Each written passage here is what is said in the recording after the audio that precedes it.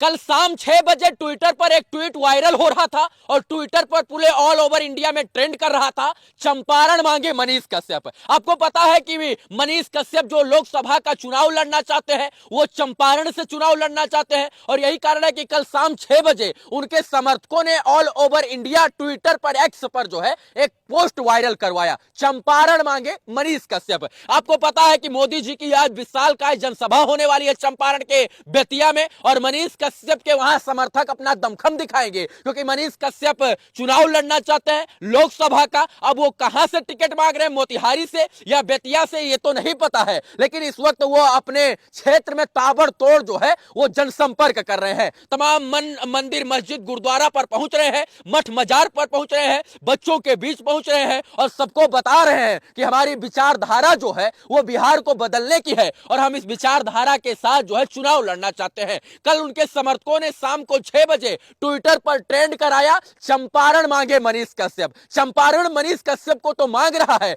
लेकिन मनीष कश्यप अब किधर करवट बदलेंगे इसका पता नहीं है। मनीष कश्यप को बीजेपी टिकट दे सकती है ऐसा अनुमान लगाया जा रहा है। दिल्ली में सुखबुकाहट तेज है कि चंपारण की धरती से मोतिहारी या बेतिया से जो है मनीष कश्यप को टिकट मिल सकता है और आज जब मोदी जी आएंगे तो यह बात तय हो जाएगी कि मनीष कश्यप को आखिर टिकट कब तक मिल जाएगा। बीजेपी अपनी पहली लिस्ट जारी कर चुकी है, दूसरी लिस्ट आने वाली है और बिहार से उम्मीद यही लगाई जा रही है कि मनीष कश्यप को भारतीय जनता पार्टी टिकट देकर लोकसभा चुनाव जो है वो लड़वाएगी। आपको पता है कि साल 2020 में मनीष कश्यप बेतिया के चनपटिया से विधानसभा का चुनाव लड़ते हैं और निर्दलीय 10,000 वोट लेकर आते हैं। किसी पार्टी ने उनका समर्थन नहीं किया था, वो ना किसी दल से थे, वो अपना खुद जो है आत्मनिर्भर होकर चुनाव लड़ने का प्रयास किए थे और तब मनीष कश्यप 10,000 वोट लेकर आए थे। मनीष कश्यप उस वक्त बेशक ना जीते हो, लेकिन उन्होंने बता दिया था कि आने वाले समय में वो बेहतर राजनीति करके लोगों को जगाएंगे और 2020 से 2024 के लोकसभा में वो फिर से ताल ठोकने के लिए और दम भरने के लिए तैयार हैं।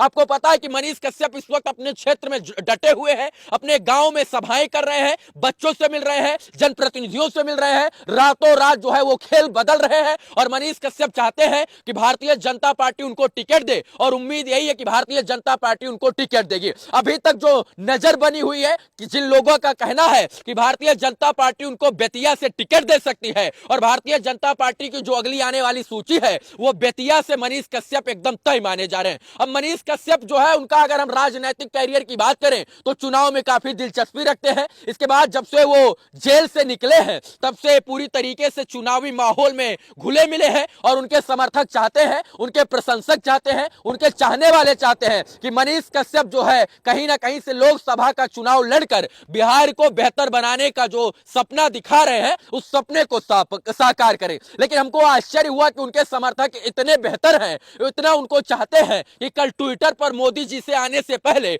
उन्होंने ट्रेंड कराया, चंपारण मांगे मनीष कश्यप। ये पहली मर्तबा है जब बिहार में किसी लोकसभा को प्रत्याशी बनाए जाने के लिए ट्विटर पर ट्रेंड कराया गया। हमको नहीं लगता है कि इससे पहले कभी किसी और प्रत्याशी के लिए या किसी और साधारण से लड़के के लिए ट्वीट कर किसी ने मांगा होगा कि इसको लोकसभा का प्रत्याशी बनाया जाए। लेकिन मनीष कश्यप ने जो काम किया है उस काम के बदौलत लोग ये चाहते हैं कि उनको चंपारण से टिकट मिले और चंपारण से वो लड़कर चंपारण को बदलने का प्रयास करें। मनीष कश्यप जिस गांव से आते हैं वो गांव पूरा 3 तरफ से नदी से घिरा हुआ गांव है और जब बाढ़ आती है तो मनीष कश्यप का वो गांव भी डूब जाता है और मनीष कश्यप का कहना है कि हम इसी चीज को सुधारेंगे और इसीलिए मैं चुनाव लड़ना चाहता हूं क्योंकि सिस्टम को बदलने के लिए सिस्टम में आना जरूरी है। बाकी जो अभी सुगबुगाहट है वो ये है कि मनीष कश्यप का टिकट जो है वो फाइनल हो सकता है, भारतीय जनता पार्टी उनको बेतिया से टिकट दे सकती है।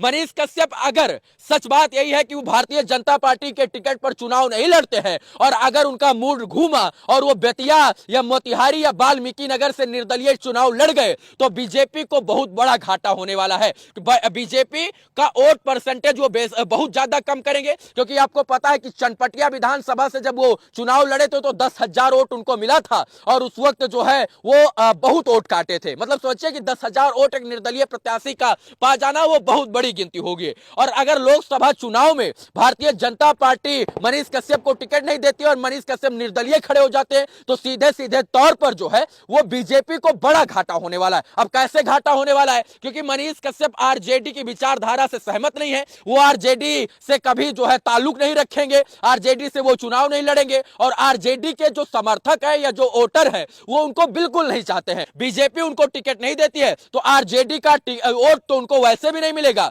और बीजेपी का वोट जो भारतीय जनता पार्टी का वोट है वो मनीष कश्यप को सीधा सीधा डाइवर्ट होगा और जिससे वो भारतीय जनता पार्टी का सीधे सीधे तौर पर वोट काटेंगे। इसलिए मनीष कश्यप अगर चुनाव लड़ते हैं तो बीजेपी का घाटा होगा और अगर बीजेपी उनको टिकट देती है तो हो सकता है कि बीजेपी वहां से मनीष कश्यप के साथ जो है बेहतर चुनाव नतीजों के साथ वहां से जीत हासिल करे। बाकी आप क्या सोचते हैं मनीष कश्यप के बारे में? क्या उनको टिकट मिलेगा या आने वाली जो सूची है उसमें टिकट कंफर्म हो जाएगा? मनीष कश्यप चुनाव लड़ना चाहिए या नहीं, ये तमाम चीजें सवाल का विषय बना है। लेकिन हाँ, मनीष कश्यप चुनाव लड़ सकते हैं, लड़ेंगे, ये बात तय है। निर्दलीय लड़ेंगे, ये भी बात तय है। अगर उनको भारतीय जनता पार्टी टिकट देगी तब भी वो चुनाव जो है लड़ेंगे।